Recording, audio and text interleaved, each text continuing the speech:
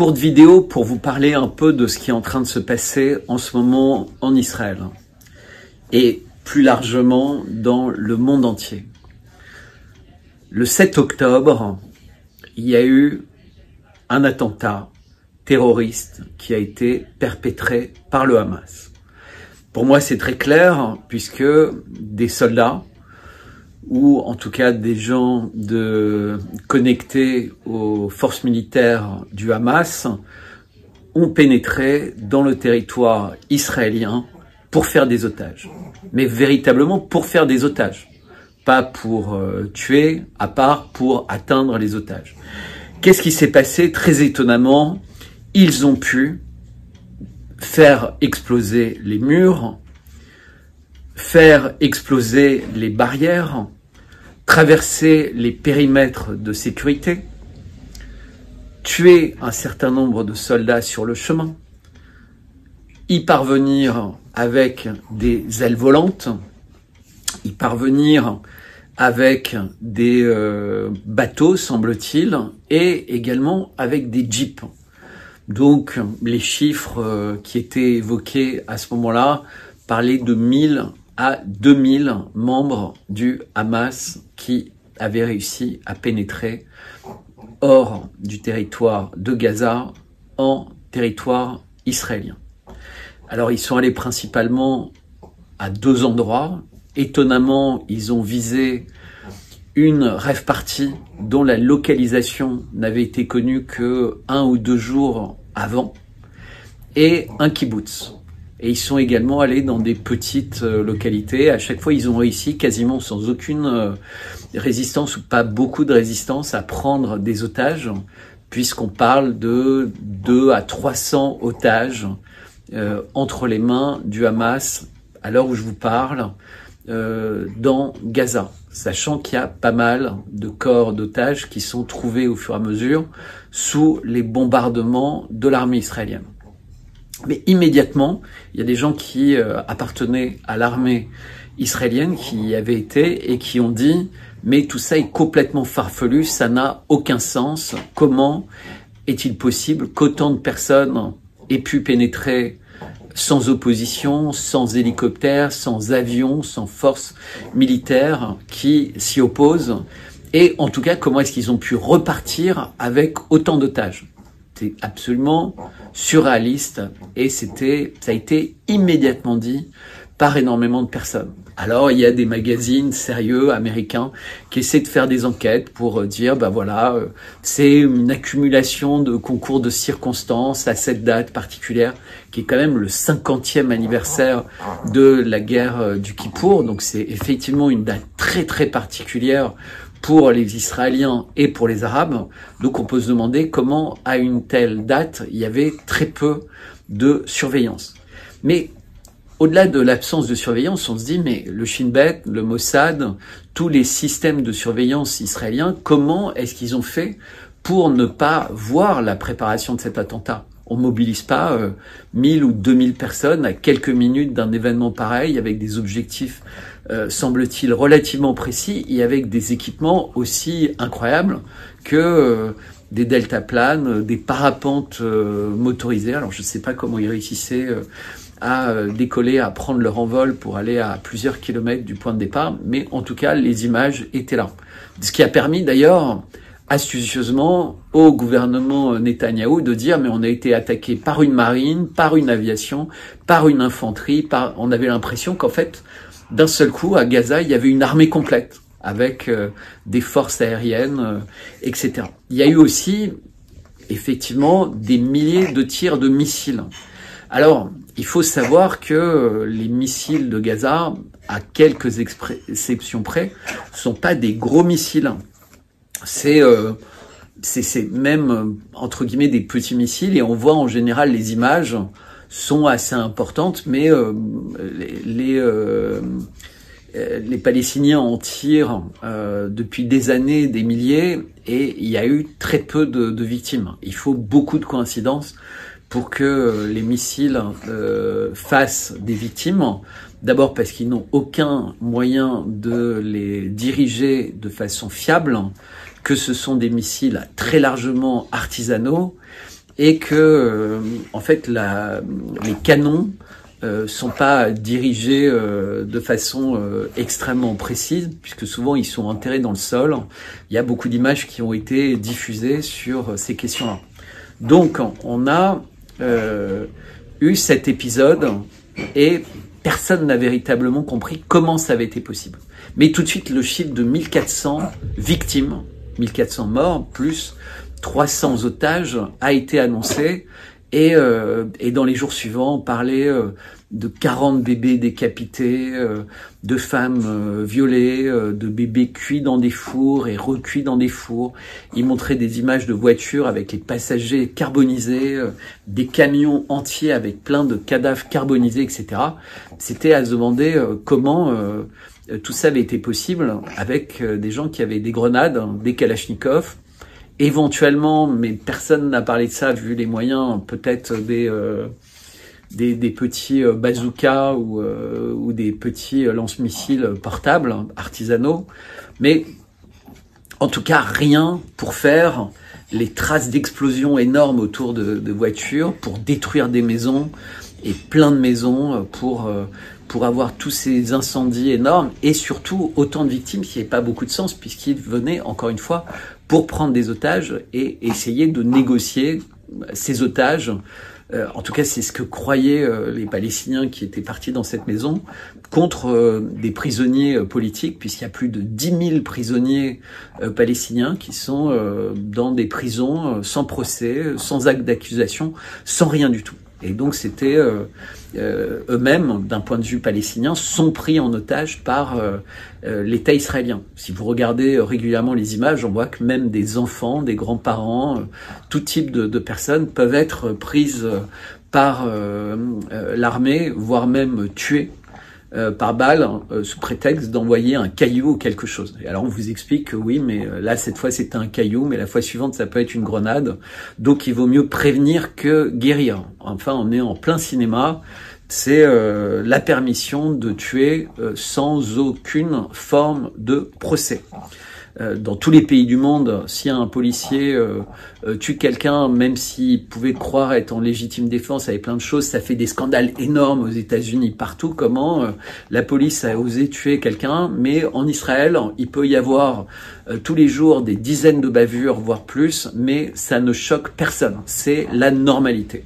Pourquoi c'est la normalité? Parce qu'en fait, d'un côté, il y a les Israéliens qui sont des victimes, et de l'autre côté, il y a des Palestiniens qui sont présentés comme des non-hommes, comme des sous-hommes, comme moins que des animaux, entre guillemets.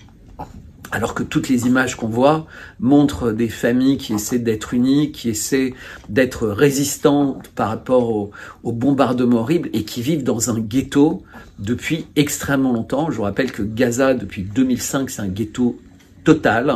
Il y a eu 6 guerres en 18 ans. Il y a eu des milliers de morts côté palestinien. Et l'étau, entre guillemets, s'est resserré au fur et à mesure pour un blocus quasi complet en ce moment, puisque à part quelques camions d'eau, un peu de nourriture et depuis quelques jours, semble-t-il, 1 ou 2 citernes d'essence pour des générateurs, parce que pratiquement tous les panneaux solaires ont été détruits, donc qui permettaient d'alimenter des générateurs. La plupart des gros générateurs, et en tout cas la centrale électrique de Gaza, a été détruite. Donc il n'y a que quelques petits générateurs. Et sinon, les gens ont astucieusement connecté des vélos et des batteries de vélos à des moteurs pour recharger, entre guillemets, des batteries électriques. Donc c'est à force d'hommes aujourd'hui qui réussissent à recharger les batteries électriques avec lesquelles ils vont recharger les téléphones portables pour essayer de faire des images et montrer ce qui est en train de se passer dans cette boîte noire qui est devenue Gaza. Mais revenons aux événements. Donc les Israéliens communiquent, c'est la plus grande catastrophe qui n'est jamais arrivée aux Israéliens depuis l'Holocauste, 1400 victimes. Alors, petit à petit, on découvre qu'en fait, c'est pas 1400, c'est 1200 victimes.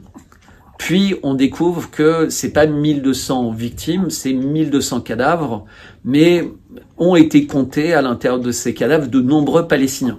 De nombreux Palestiniens qui ont été grillés, en centaines de Palestiniens grillés. Alors, c'est des terroristes, donc on peut les griller, on va pas s'offusquer entre guillemets de ça. Sauf que c'est très bizarre, parce que si des terroristes palestiniens ont pu être grillés, ils se sont pas grillés entre eux. On peut difficilement l'imaginer. Donc ça veut dire qu'ils ont été visés par des missiles, ou ils ont été visés par des chars, donc par des engins extrêmement puissants. Éventuellement des missiles Hellfire, d'hélicoptères Apache, comme ça avait été très vite évoqué par des survivants du kibbutz, par des survivants de la Rave Party, et par des experts militaires disant de toute façon, ça n'a aucun sens, vu les marques à côté des voitures, vu l'état des voitures, etc., la taille des trous dans les carcasses, ça ne peut être que des choses gros calibre, de chars, de véhicules militarisés ou d'hélicoptères de combat. Et donc, on réalise d'un seul coup qu'il y a eu plus de 200 terroristes du Hamas qui ont été tués dans ces conditions-là. Mais, encore une fois, dans la presse, partout, à part sur les réseaux sociaux, des gens qui ont été traités de complotistes, personne pour dire « mais c'est très étonnant, est-ce que tout le fameux bébé qui aurait été carbonisé, les gens carbonisés dans les voitures, les gens carbonisés dans les maisons, ne l'auraient pas été également en même temps que les gens du Hamas qui ont eux-mêmes été brûlés ?» Et d'un seul coup, donc on voit que il y a plus de 400 militaires qui ont été tués, sur 1200, mais qui est peut-être maintenant devenu 1000, puisqu'il y aurait 200 cadavres de Palestiniens qui auraient été confondus avec des victimes israéliennes. Et on apprend, on découvre qu'en réalité, il est très possible qu'une très grande partie des victimes civiles, voire même l'essentiel des victimes civiles, aient été tuées par des tirs amis, par des tirs de l'armée israélienne. Et un certain nombre d'images sont sorties, alors elles ont été validées, puis contestées, puis validées. Enfin, vous savez, c'est un peu comme quand il y avait eu ce tir de missiles aériens sur la cour d'un hôpital, où ça avait été un carnage parmi des enfants, des jeunes, etc., où effectivement les Palestiniens avaient peut-être un peu exagéré les chiffres, mais quand on voit l'hôpital Al-Shifa, on peut imaginer qu'il y avait énormément de bombes à cet endroit, et donc peut-être les chiffres étaient exagérés, mais il y avait véritablement beaucoup de morts, parce que on va se réfugier près d'une église, près d'une mosquée, près d'un hôpital, près d'écoles, d'universités. En général, c'est pas des endroits qui sont bombardés. Sauf qu'Israël privilégie ces endroits puisqu'il considère que tous les hôpitaux, en fait, sont des nids terroristes, des hubs de terroristes, et c'est là où il y a des commandements. Et j'y viendrai un peu plus tard dans cette capsule, puisque je parlerai en particulier d'Al-Shifa, du grand hôpital, le plus grand hôpital de Gaza. Et donc, il y a cette capacité à créer le doute. Et évidemment, tous ceux qui croient totalement ce que dit Israël, même si c'est aberrant ce qui est dit, ils le croient et ils vont le défendre et ils vous expliqueront que si vous n'y croyez pas, c'est que vous êtes antisémite, c'est que vous êtes quelqu'un qui nie l'existence de l'Holocauste, qui croit que la Terre est plate et qui croit que je sais pas quoi. Évidemment, il n'y a rien de tout ça. On parle de choses qui sont rationnelles. Les membres du Hamas ne disposaient pas d'armes capables de détruire comme ça des maisons et des immeubles entiers. Ils ne disposaient pas d'armes capables de réduire en cendres une voiture et tous les passagers. Enfin, la voiture, la carcasse de la voiture restait, mais toutes les vitres étaient explosées, voire même on n'en trouvait plus la moindre trace, puisque c'est, maintenant on sait, des missiles Hellfire tirés par des hélicoptères Apache. Et donc il y a eu la plus grande partie des morts. Alors, évidemment, d'une certaine façon, les morts ont été causés par cette attaque terroriste qui visait à prendre des otages. C'est pour ça que j'utilise le mot terroriste. Mais il faut quand même juste ne pas faire trop d'amalgame. Est-ce que quand des militaires sont face à des militaires du Hamas, on peut parler de terrorisme? Je ne crois pas. Donc ils sont pas, eux, victimes de terrorisme. C'est des militaires en armes qui sont là pour se battre contre d'autres personnes qui les attaqueraient. Si il y a eu des personnes tuées par des tirs amis, ok, ils ont été tués dans ces circonstances, donc il y a une vraie responsabilité de cette attaque, mais comme on a véritablement des doutes sur les circonstances qui le permettent, est-ce qu'il n'y a pas une grosse responsabilité de ceux qui ont rendu ça possible? Alors évidemment, il y a des commanditaires, mais il y a plein de doutes sur le fait qu'il y aurait peut-être des commanditaires de commanditaires. Et il y a énormément d'experts, de gens qui connaissent très bien la région, qui disent le plus sérieusement du monde, et je commence véritablement envie de les croire, que l'état-major israélien était parfaitement au courant, souhaitait même cet événement, l'a peut-être même aidé, assisté, etc. Et parmi les éléments de preuve, les services secrets égyptiens avaient prévenu à maintes reprises les Israéliens qu'il y avait quelque chose de très gros qui était en train de se préparer à Gaza. Mais les Israéliens ne réagissaient pas. Au contraire, plus on leur parlait, plus ils vidaient la frontière pour mettre du côté de la Cisjordanie des soldats. Ensuite, comprenant que les Israéliens ne réagissaient pas, ce qui étonnait, le ministre de la Défense égyptien a lui-même appelé Netanyahou et lui a dit en personne ce qu'il pensait se passer plus d'une semaine avant l'événement, rien du tout. Mais en revanche, alors qu'il y a eu une grande lenteur pour agir, manifestement beaucoup de tiramis et qui ont eu des conséquences extrêmement graves, à la fois sur la rave party, à la fois sur le kibbutz, et également dans d'autres endroits, mais principalement ces deux lieux-là. Tout de suite, Netanyahou a parlé de guerre. Il y a eu une mobilisation de plus de 350 000 réservistes. Donc on a vu des images d'ailleurs de personnes qui revenaient du monde entier, d'Israéliens qui avaient fait leur service militaire plus ou moins récemment pour venir au combat. C'est un service militaire qui dure pratiquement 3 ans en Israël. Dans les kibbutz, toutes les personnes sont armées, ils se baladent pas sans armes.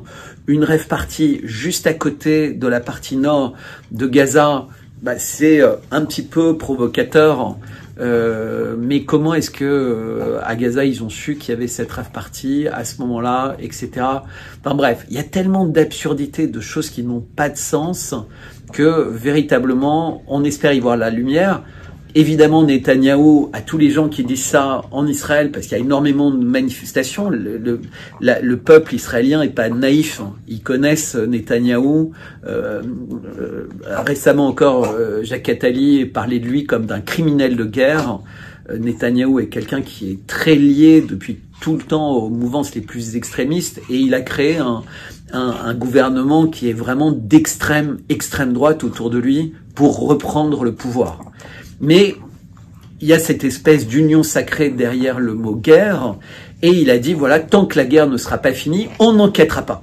Donc je veux bien prendre pour moi, bon, il a accusé un temps les services secrets, l'armée, puis quand il a compris que les services secrets et l'armée acceptaient pas d'être accusés, il a fait machine arrière. Mais tout ça ressemble étrangement au 11 septembre, dont on sait aujourd'hui que c'est un inside job américain et qui avait un objectif très précis, de détruire l'Afghanistan, puis de détruire l'Irak, puis de détruire la Syrie, puis l'Iran, puis évidemment la Russie. Finalement, l'Ukraine a été le premier vecteur pour s'occuper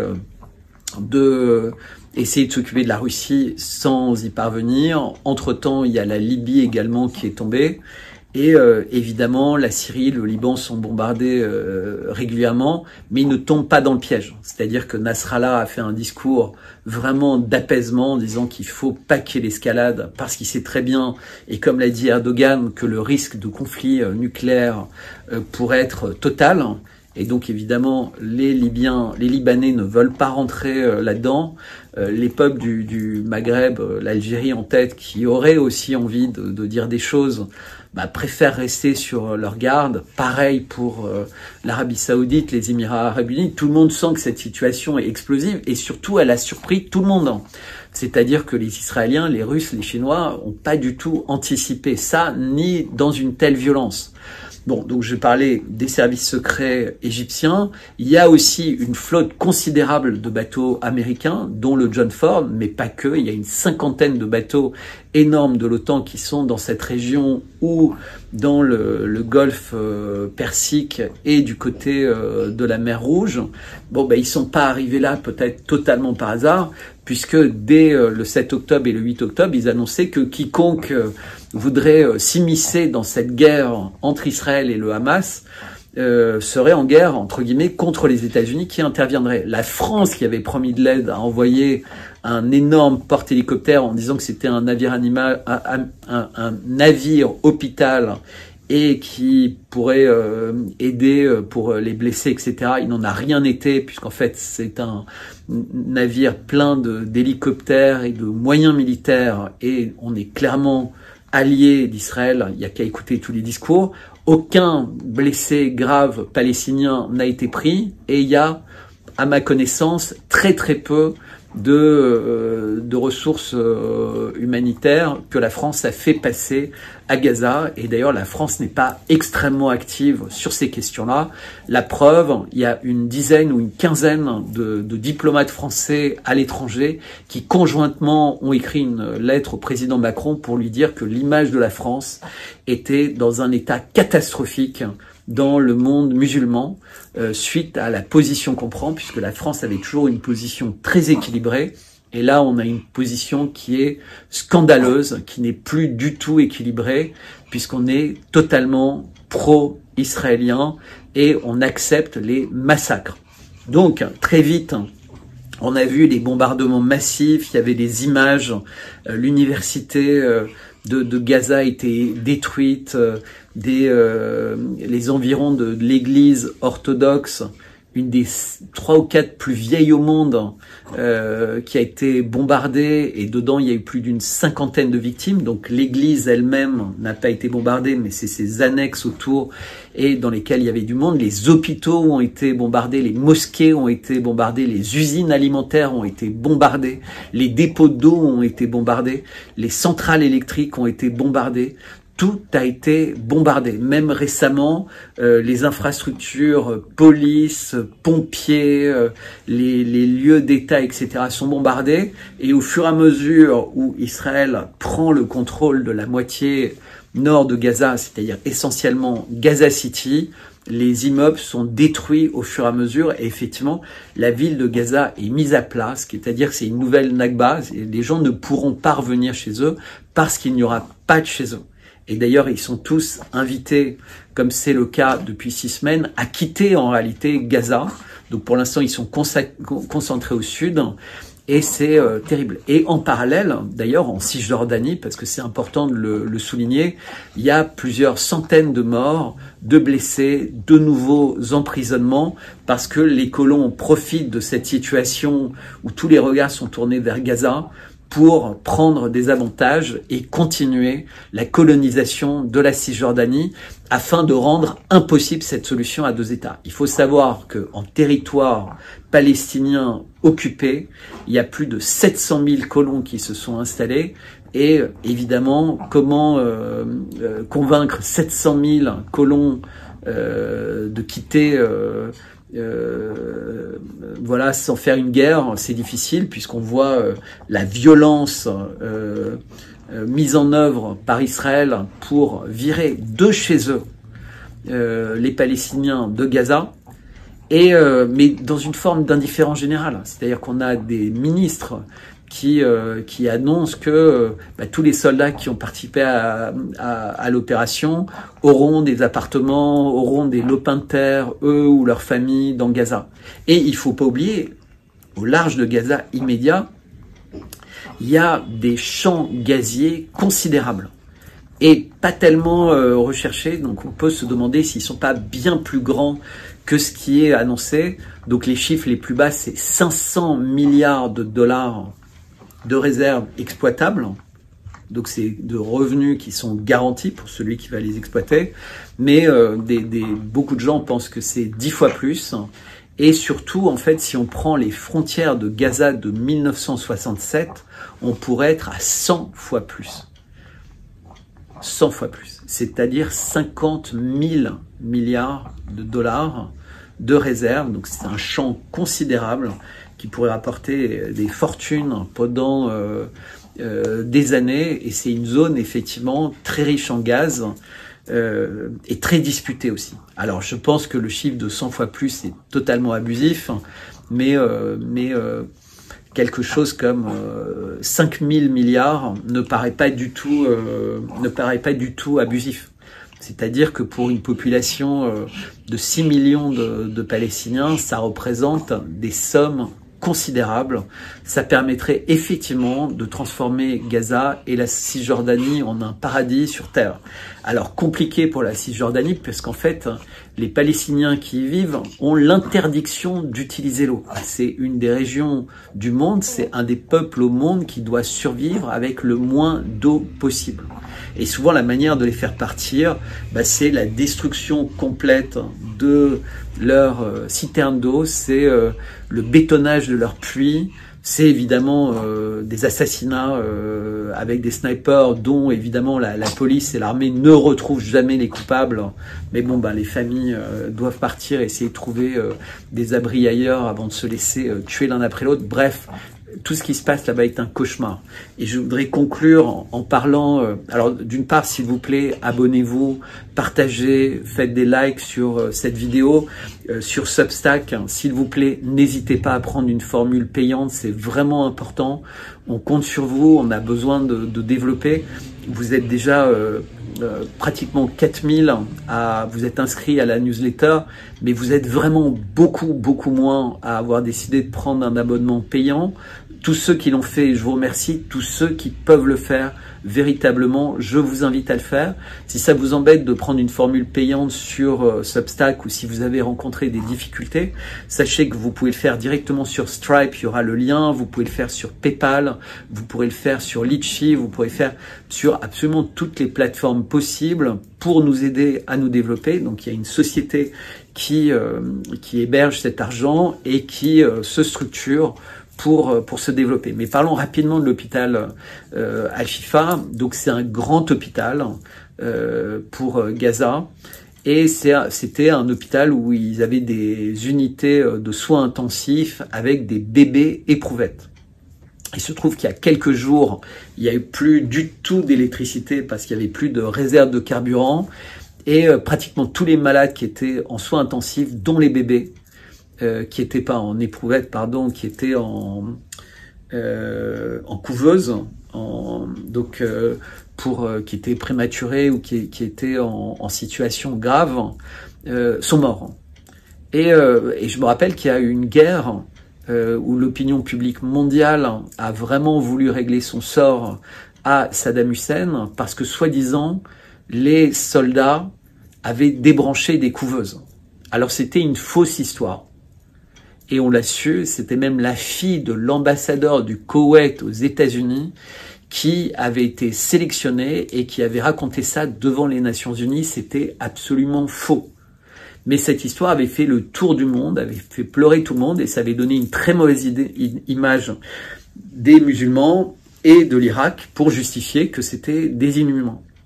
Et bien là, il faut savoir que par son blocus, par ses actions, par ses attaques contre cet hôpital, Israël a fait ça, mais ça passe crème.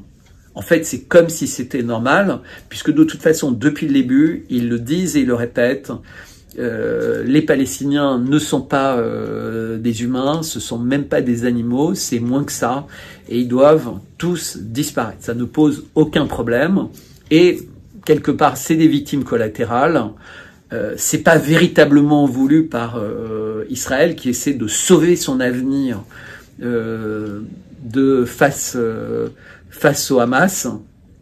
Alors on ne sait pas ce qu'est réellement le Hamas, à part quelques résistants assez isolés, parce que toutes les images qu'on voit quand même, ça montre une population fragile, ça montre des gens qui sont souvent désœuvrés, puisqu'il y a plus de 40% de chômage, 70% chez les jeunes, puisque comme il y a un blocus qui est tel, qu'ils peuvent pas développer d'industrie, ils peuvent même pas développer pour les fruits, les légumes, les oliviers sont invariablement coupés, et d'ailleurs là maintenant ils doivent les couper pour les utiliser pour essayer de chauffer leurs aliments.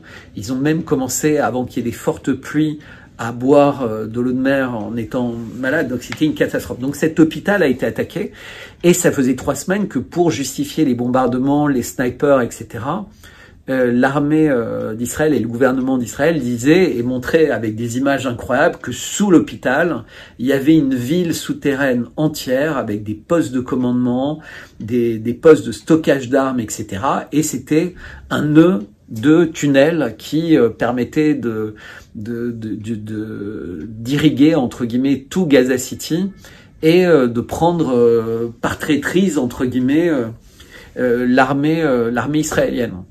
Il n'en est rien. Alors ils ont réussi à trouver quelques cartouchières, ils ont réussi à trouver quelques Kalachnikov. Les équipes de BBC et d'autres ont montré qu'en fait tout ça, ça avait été une mise en scène, que ça avait été complètement fabriqué. Donc en fait les visites qu'ils ont faites ne donnaient pas satisfaction. Il n'y avait pas de soldats, il n'y avait pas d'armes, il n'y avait pas de tunnels, il n'y avait pas de cache. Mais comme ils ont mis en scène quelques fusils, ils disent bah, vous avez déjà vu des hôpitaux dans lesquels il y a des fusils. Franchement, c'est des crimes de guerre, c'est du terrorisme d'État. Et au-delà de ça, même s'il y avait eu quelques soldats ou terroristes du Hamas à l'intérieur de cet hôpital, est-ce que ça justifie de tuer des médecins, de tuer des patients, de laisser mourir des bébés en soins intensifs, de ne pas fournir d'antiseptiques et d'anesthésiants pour les opérations vitales. Le nombre de personnes qui ont été estropiées par des bombes et qui doivent être amputées en urgence pour éviter des septicémies, des risques d'épidémie considérables, ne pas donner d'essence pour que les bulldozers puissent sauver des victimes ensevelies et qui ont pu parler pendant des heures, mais à la main, elles n'ont pas pu être dégagées et qui sont mortes, alors que s'il y avait eu de l'essence, elles auraient pu survivre. Tout ça, c'est ce que fait Israël au vu et au su du monde entier.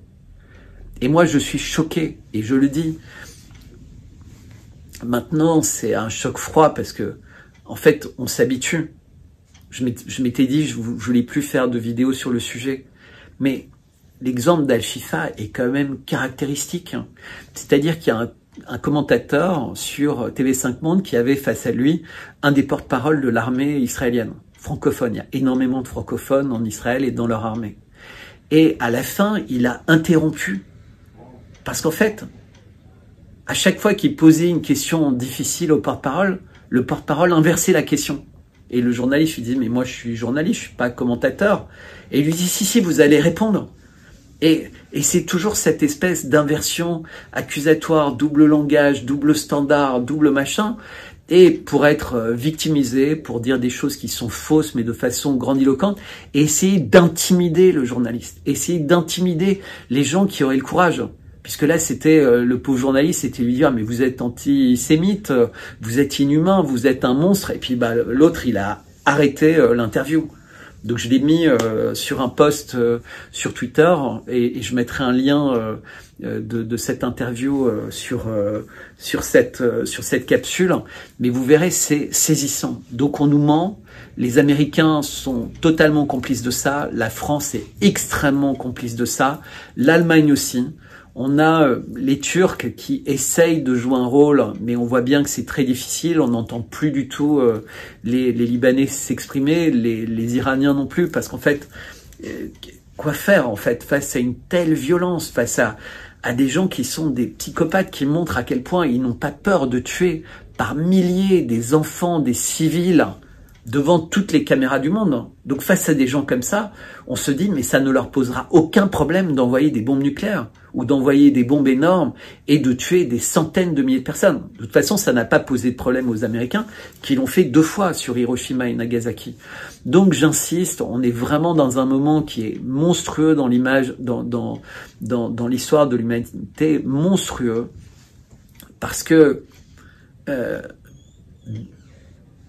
il y avait eu, et il y a eu dans l'histoire du monde, des barbares, des gouvernements monstrueux en Afrique, ailleurs, etc., qui ont fait des exactions terribles, qui ont tué, qui ont violé, qui ont tué des vieillards, des femmes, des enfants, etc. C'est arrivé.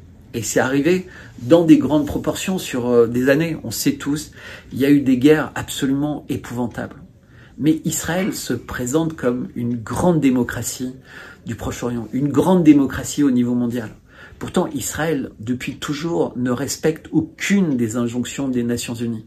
Ils s'en font fi. Ils ne respectent rien de la logique et du rationnel. On s'en rend bien compte, puisque n'importe qui de logique dit le 7 octobre, ça ne tient pas la route, ça ne colle pas, les images ne collent pas, les chiffres ne collent pas, la réalité ne colle pas. La connaissance des frontières de Gaza ne permet pas que quelque chose se passe comme ça. Rien n'est vraisemblable, tout est complètement fou. Mais ça passe. Ça passe pourquoi? Parce que les grandes démocraties occidentales sont complices. Et on voit à quel point les Chinois et les Russes sont désemparés par ça.